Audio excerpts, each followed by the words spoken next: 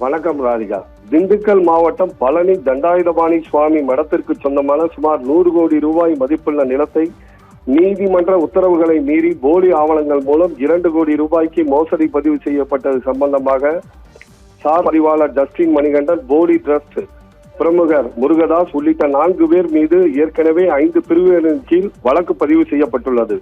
மேலும் 100 கோடி ரூபாய் மோசடி வழக்கை விசாரணை செய்வதற்காக தமிழக டிஜிபி சிபிசிஐடி விசாரணைக்கு உத்தரவிட்டார். இந்நிலையில் கடந்த 16ஆம் தேதி பழனியில் சிபிசிஐடி காவல்துறை துணை கண்காணிப்பாளர் தலைமையில் 5க்கும் மேற்பட்ட இடங்களில் சிபிசிஐடி இன்ஸ்பெக்டர்கள் மேற்பார்வையில் 20க்கும் மேற்பட்ட போலீசார் பழனியில் விசாரணை மற்றும் கள ஆய்வு செய்தனர்.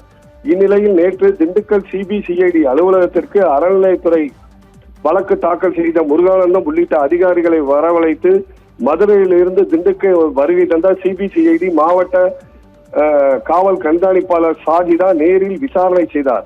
இந்நிலையில் இன்று காலை திண்டுக்கல் மாநகராட்சிக்கு உட்பட்ட ரவுண்ட் ரோடு பகுதியில் குடும்பத்துடன் குடியிருந்து வரும் பத்திரப்பதிவு முறைகேட்டில் ஈடுபட்டதாக வழக்கு பதிவு செய்யப்பட்ட சார் பதிவாளர் ஜஸ்டின் மணிகண்டன் வீட்டிற்கு 2 கார்களில் 8க்கும் மேற்பட்ட சிபிசிஐடி அதிகாரிகள் அதிகாலையிலேயே வந்தனர். வந்தவர்கள் தற்போது விசாரணையும் மற்றும் ஆய்வும் மேற்கொண்டு வருகின்றனர். தற்போது 2 மணி நேரத்திற்கு மேலாக விசாரணை நடைபெற்று வருகிறது.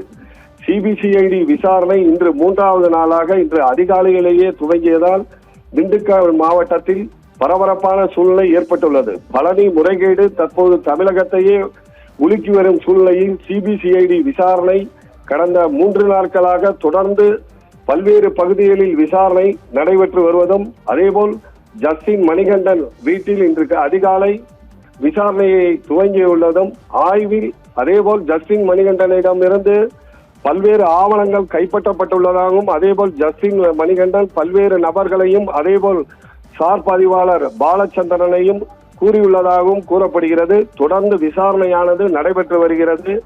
மேலும் விசாரணை சிபிசிஐடி விசாரணை தொடரும் என்று கூறப்படுகிறது. ராதிகா.